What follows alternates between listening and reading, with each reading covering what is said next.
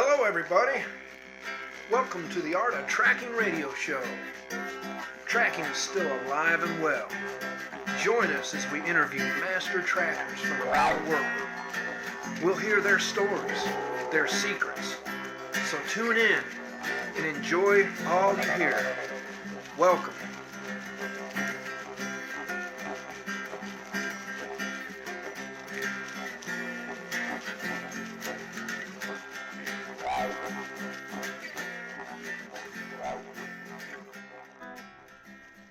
Tonight we have Garth Olson on the radio. Garth has been involved in the animal tracking world out in Portland, Oregon for over 20 years. He's done wildlife surveys and conservation efforts, and he's part of the Portland Tracker Club out there. He has a lot of experience, and we're really glad to have Garth on the radio with us tonight. How are you doing, Garth? I'm doing good. How are you doing, Steve? Yes, sir. Doing fine. So you've been doing a lot out there in Portland lately. Before we really get started on this show, you were telling me about a survey you had to do where you were part of the conservation effort in locating a very rare bird. Can you tell me about that? Yeah, that was the marbled murrelet surveys that are done on the coast of, I think it goes all the way down to California, but Oregon, Washington, California, the coast. Before the Forest Service can log a unit, they have to survey to make sure this bird is not there. It's actually a seabird, and it comes in and lands. It takes big trees for it to nest, and it has to have, I don't know the exacts anymore. This is like 10 years ago I did the surveys, but it has to have branches that are about 5 inches round, and they have to have moss on them, and they have to have covering above them, and it has to be like 50 feet off the ground. So it's kind of specific. And so anyways, you have to go and you have to survey for these birds in every stand before they can log the stand. And you survey 45 minutes before sunrise to an hour and 15 minutes after sunrise. So it's quite an experience to get out there every morning and just listen and look for this bird. It's quite a growing experience to be hiking around in the woods at night or camping every night alone. It's a pretty good job. Wow, that's amazing. Actually, the topic for tonight's show is track aging and weathering. How do you want to go about this, sir? Any way you want. I think we could just talk about aging, you and I. You've got just as much experience as I do, so. Well, we're looking at the pictures that are part of this episode, and there's one picture with the two tracks that are next to each other, and it looks like there's only a couple hours apart between those tracks. What are some aging factors in that scenario? Well, that particular one, that your picture you're talking about was at Oxbow Park, where we have the tracking club every month. And the first track on the left is my track walking in, and then the other one is me walking out only a couple hours later. Usually when I go there, tracks will last several days, but this particular day it was almost wiped out 2 hours later. And the big difference was that day was extremely windy. So that is all caused by the wind, that particular track that is almost wiped out 2 hours later. Okay, so weather is definitely one crucial factor in determining the age of a track. Yeah, totally. Now check this out. I was looking on the internet, and when we went, Apollo 12 landed on the moon in 1969. Now, there's no weather up on the moon. There's no atmosphere. The only affecting factors that it really has up there is a very weak gravity, weaker than the Earth, and sunlight. And just in 2011, they sent this lunar reconnaissance orbiter around the moon, and they flew it over the spot where Apollo 12 had landed, and they could still see the astronauts' tracks on the moon. Wow. So that's a pretty good indicator of how important weather is to determining the age of a track. Something has to happen. There has to be some kind of change that you need to look for in that track. So weather is you have to, certainly one of them.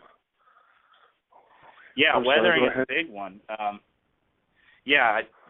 Wind, precipitation, sun and temperature, and gravity. Those are the big ones that are going to age those tracks. Wow. Yeah, I can see rain, a driving rain will obliterate a track pretty fast. And going into I had another experiment. Go ahead. Go ahead. I had another experiment where I have a tracking box in my house just so I can practice, looking at how the soil moves, doing particular actions and things like that as I'm walking through it. So anyways, I made a track in my tracking box, and I covered it with plywood, which is, it's raised up above the sand level a couple inches so the plywood's not touching the actual sand. So I have a track in there, and then I put a track out in the sand outside. Now, that track in the tracking box, it was moist sand, and as that sand dried, it hardened. And there was the only effect on that track was gravity. There was no wind, there was no temperature change, there was no precipitation, and that track lasted for months. In fact, I destroyed that track just so I could use my tracking box again because it was not aging at all. Whereas the track outside, in 2 weeks, it was completely gone. So I think that, and people would say that they aged at different rates. Well, they're actually the exact same age, but aging, the changes that took place were drastically different. Oh, yeah, I see what you mean. So, sunlight, wind, rain, temperature. Now, I've seen where the ground will freeze and thaw, and it becomes like really sponge-like and will really distort a track and change it. Yes, I have a perfect example of that. Up in central Washington, I drove into a small cabin area one afternoon, and it was sunny out, and it was probably this time of year, winterish, and so in the afternoon, the sun had been on the ground for the whole day, and the ground was fairly dry. It was moist, so it held the tire track perfectly. And then at night, the ground freezes completely. And then the next morning when the sun comes up, that ground starts to thaw. And as it's thawing, it gets totally to the saturation point. But it will still hold those tracks. So that tire track was perfect in the morning sun, even though everything had melted. And I was walking the dog, and I walked the dog right over that tire track, and it was so saturated that the dog track literally turned into soup. It was just like a pool of water. So this dog track looked really, really old and distorted on this tire track, which was a perfect tire track, which was older than the dog track. So it's really good. It made me realize that there's actual soil moisture cycles that you need to pay attention to, because if you just walked up and looked at that, you would be a little confused because the dog track looks really, really old and the tire track looks brand new, which it was actually reversed. Wow, that is hilarious. So, there's that's a lot hilarious. to aging. So tell me this. All right. What are some good guidelines on learning how to age tracks? Well, I think that you need to keep what I'm calling, I used to call a weather journal, but now I'm calling it just like a time-stamped journal. Anything that happens, any cycle or event that happens that leaves a physical mark or changes the behavior of something, I think is something that you want to journal. So that includes the weather, because weather is going to leave a mark on the ground. And, so then you start looking for those marks on the ground, or you start looking for the change of behavior that would be associated with the event in the track. I see. Wow. And what is this wisdom of the marks? That's one I picked up from Tom Brown. That looks like an excellent exercise, and I've done that myself several times, and I think it's something that you have to continually do to actually get good at, because there's just so many variables. But the wisdom of the marks is basically taking soil outside and getting it to like a neutral state where, you can remove all the debris if you want to start out that way. Remove all the debris, get it down to like a sandy soil, and just make a mark every day, depending on what your schedule is. People have different work schedules, so you'll have to do your wisdom of the marks however it works for you. But you just go out and you make a mark, record the weather at the time, look at that soil and see how damp or dry that soil is too when you do it, because that's going to change through the day. And then just, whenever you get the next chance, go out and make another mark next to it and do the same journal and look for the differences. Write down the differences that you see or the changes. Wow, yeah. So keeping a journal is definitely a powerful tool in learning how to age, huh? I think so, yes, because it's really about, you have to remember what has happened, what things have been like, what direction the wind was blowing. You're looking for any event, because like that track I had in my basement, in the tracking box, no events happened.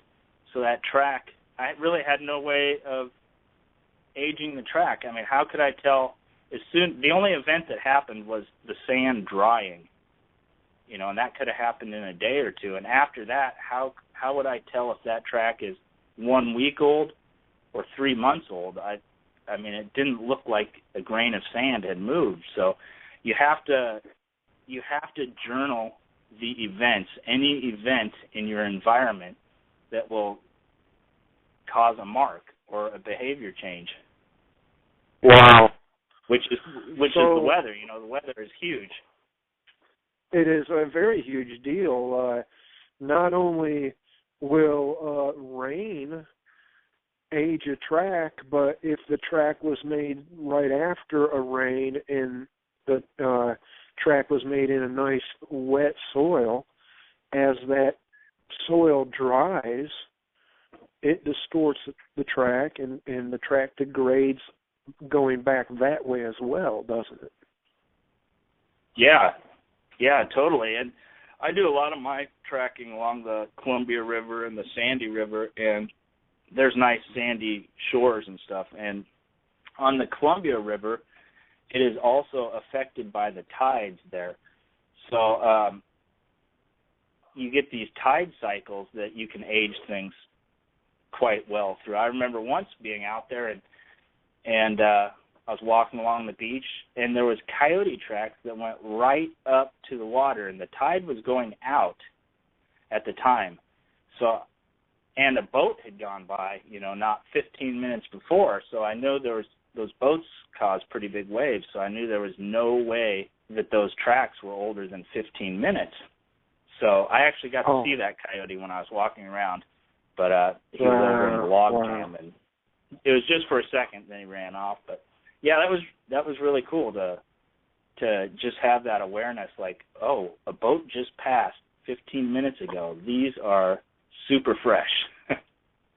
Wow, that is cool.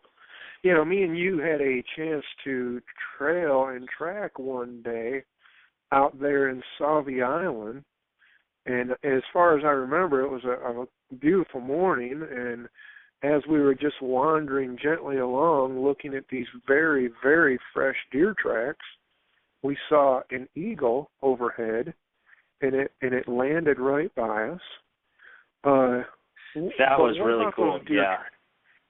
Tell me more about those deer tracks. What you remember from that day? That was a really fun tracking experience. We decided to trail that deer actually. After that, we sat there and watched the eagles for a little bit, and then I think we snuck off from the eagles, didn't we? They didn't even fly off. Yeah. Yeah, and we followed that deer, and it was going from the nice sandy soil up into the grass and everything, and we started to notice the differences, and you can see the dew. There was still dew. The grass was still wet, and you could see in the tracks, the grass that was in the tracks was missing those little drops of water that the other grass, the ones that had gotten stepped on. So it was a good indicator. And as we went on, I remember as we went on, and it started to get harder and harder to find the tracks and get confused with other deer tracks, those little drops of water became very helpful on determining if we were on the right deer track or not. Because the older deer tracks still had the dew. It was very subtle, and that they still had the dew on them, and the ones we were looking for had that dew pressed off, when it stepped on it. That is right. I can see that's a great way to tell a fresh track from an old track. Weather can even tell you that, and not only that the trail is old, but maybe that it's rather fresh. Yeah, totally. And that same day, remember those possum tracks we found, and the wind? That was quite a teaching. So we were on the beach. You and I were on the beach, and there was a log on the beach, and the wind was blowing directly in line with this log. So there was like a little pocket of no wind at the end of the log, and in that pocket of no wind, there's possum tracks. And so we followed those possum tracks out, and the further away from the log it got, every single step was a little affected a little bit more by the wind. And those tracks, each step was disappearing slowly and slowly as the wind hit it harder and harder, and then they were just gone. That was really neat to see. Clean sand grains. Mm-hmm. Yeah, that was a good day. So, looking at let's just say we're looking at a clean, very distinct track, not necessarily new or old. We're looking at a footprint, and we're trying to determine how old that track is. What are some things we can key in on? What are some things we can look at to try to decide how old this track is? Well, if we break the track up into a couple of sections, like the floor cut section, the part of the track at the very bottom where the edge of the track hits the floor of the track. And then we got the track wall itself, the vertical part that goes up and down. And then there's the horizon cut part up at the top where the actual soil of the ground meets the edge of the track. So if we look at those three zones, start at the top, the horizon cut up at the soil line, usually when a track is made, you can get like a little peak sticking up there or something. And if you look at that peak, on the fresher the tracks, the more like individual sand grains are going to be up fairly. So it's a very sharp edge. Yeah, you'll have a sharp edge. Yeah, exactly. Yeah. Okay. So if you look at that edge, and the more weather events that have happened, it's going to wear that edge down faster. So the wind takes it out really fast. A drop of rain hits that. All those little teeny grains of sand are going to start either falling down or being, get denser into the regular soil.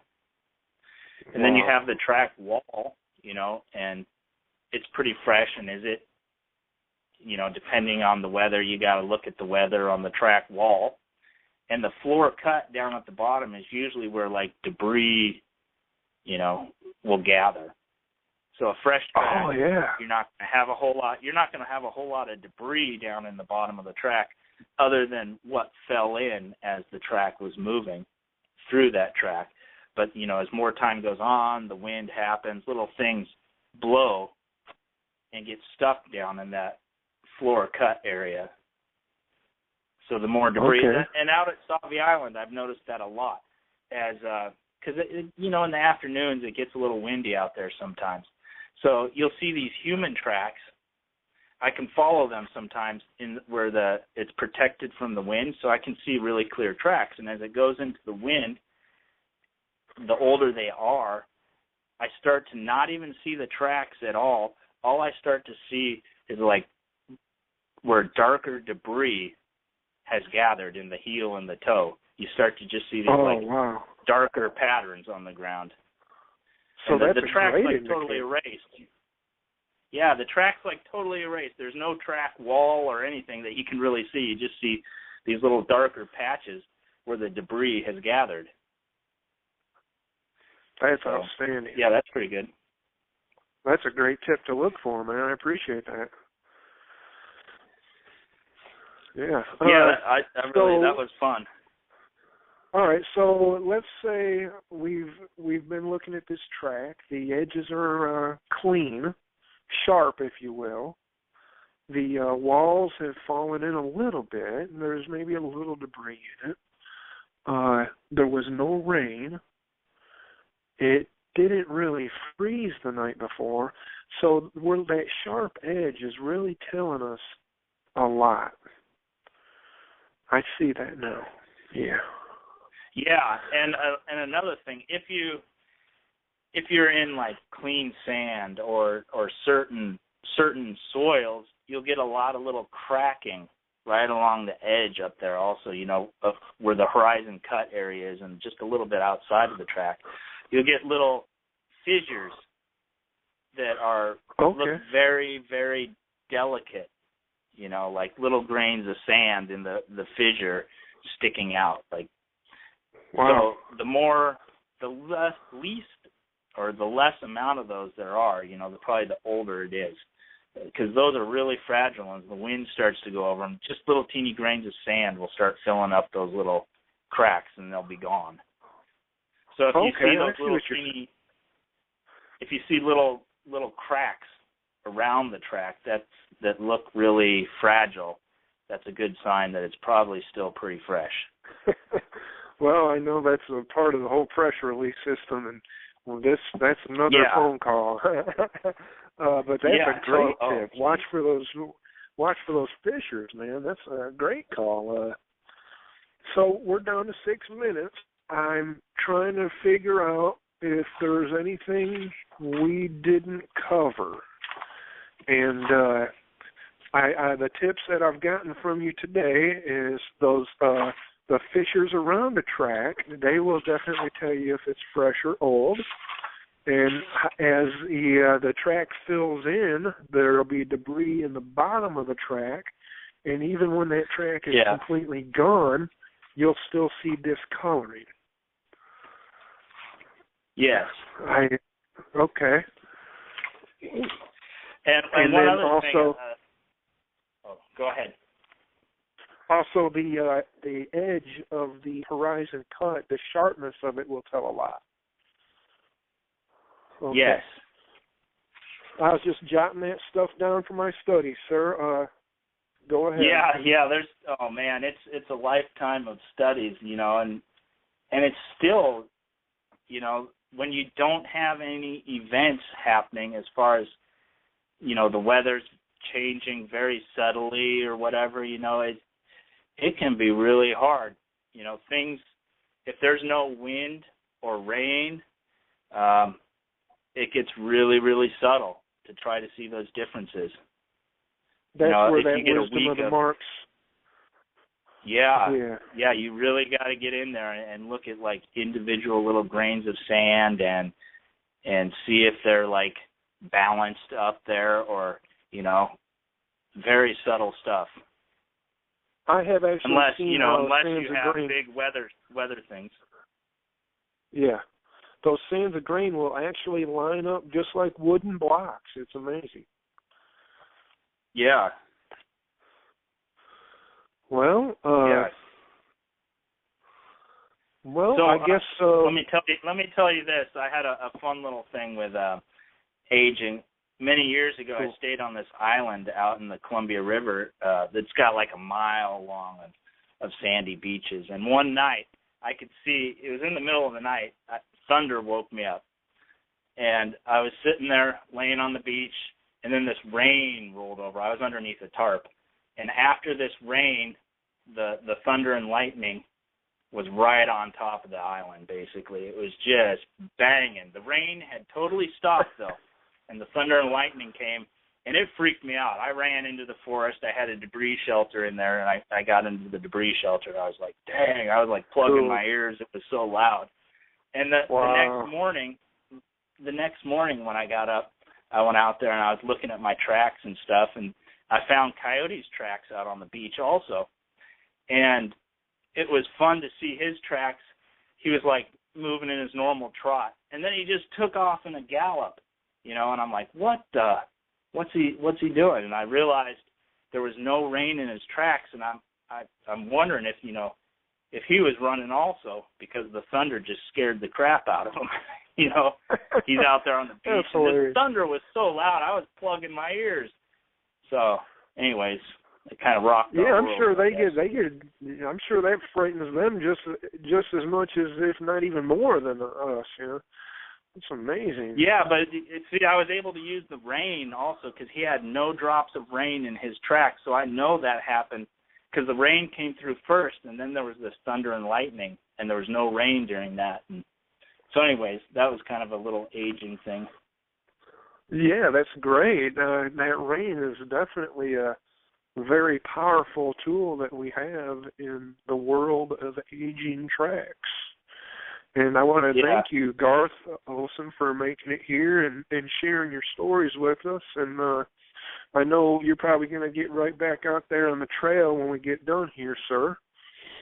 Yeah, I hope so. I wanted to thank you. All right, thanks, again. Steve. You have a good one. Okay, sir? All right, thanks. Talk to you later. Yeah. Bye-bye.